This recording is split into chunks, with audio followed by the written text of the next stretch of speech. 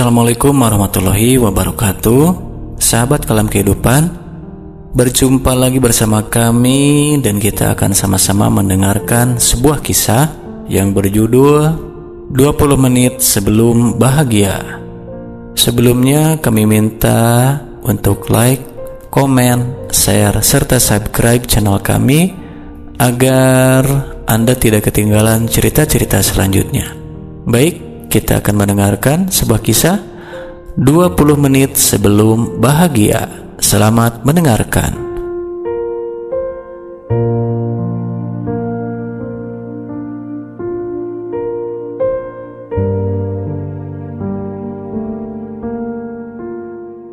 Aku masih ingat tanggalnya, 14 November.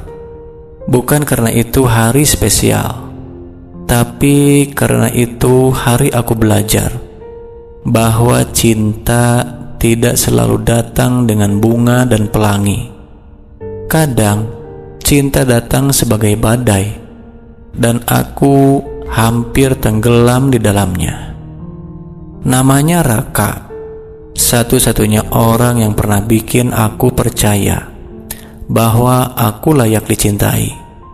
Padahal sebelumnya aku cuma figuran di hidup orang lain, yang selalu jadi pilihan kedua, yang selalu ditinggal pas lagi sayang-sayangnya. Tapi Raka, dia berbeda. Dia lihat aku, benar-benar melihat aku. Awalnya sederhana, kita duduk sebangku, tukar catatan, tertawa karena gurunya aneh.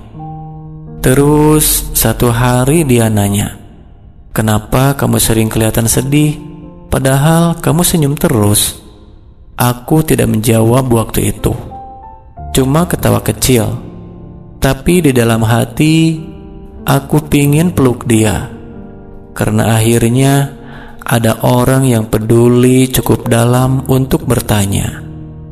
Hari-hari sama Raka itu indah, tapi juga menakutkan, karena aku tahu semua hal yang indah yang pernah aku punya selalu cepat hilang.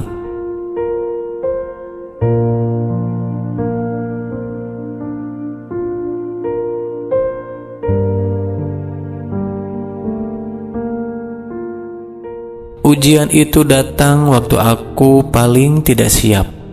Raka harus pindah tanpa banyak pilihan. Keluarganya kena masalah keuangan. Mereka harus balik ke kota asal. Aku terdiam. Dia nangis, tapi bukan karena ia lemah, karena kami sama-sama tahu LDR bukan soal jarak, tapi soal waktu. Seberapa lama bisa bertahan sebelum menyerah. Aku tulis surat tiap malam.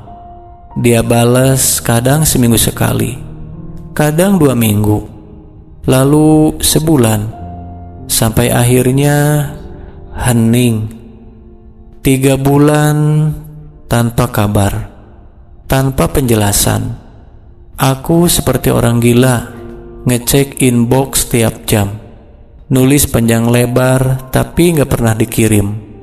Aku patah, bukan cuma karena dia pergi, tapi karena dia tidak pernah pamit.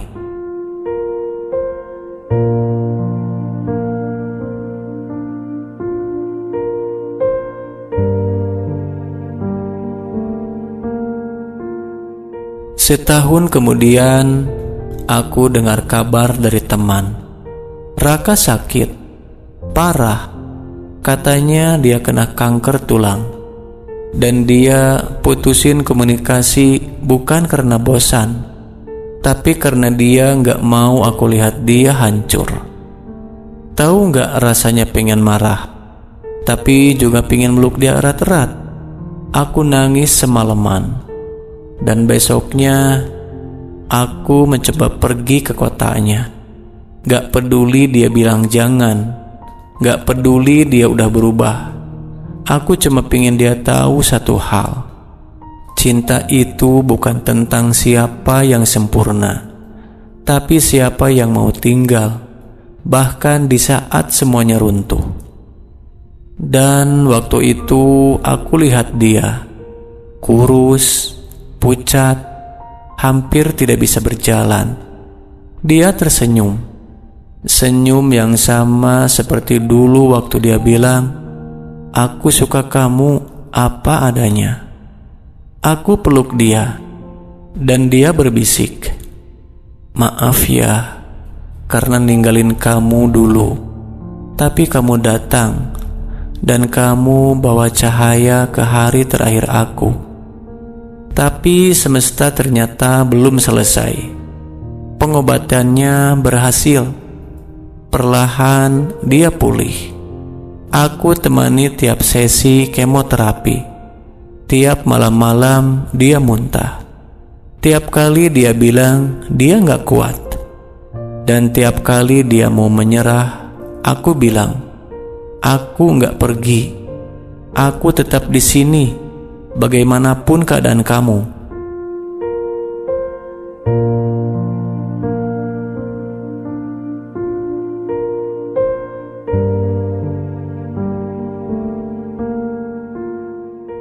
Dua tahun kemudian, dia sembuh total.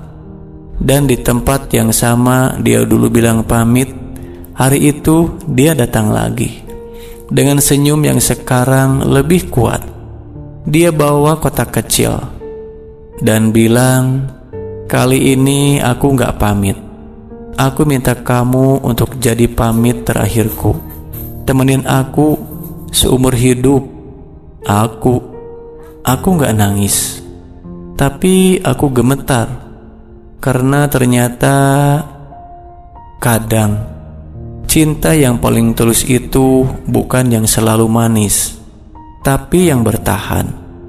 Meski sempat patah, meski penuh luka, karena luka itu sekarang berubah jadi alasan untuk saling menggenggam selamanya. Jadi buat kamu yang sekarang lagi ngerasa ditinggal, dikhianati, disakiti, percaya deh, kalau itu bukan akhir. Itu cuma titik koma. Karena akhir yang bahagia kadang butuh luka dulu. Tapi luka itu gak sia-sia. Aku janji.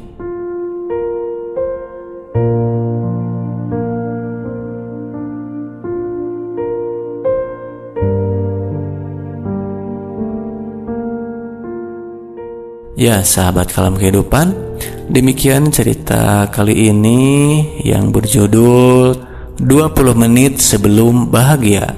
Sampai bertemu kembali di cerita-cerita selanjutnya ya.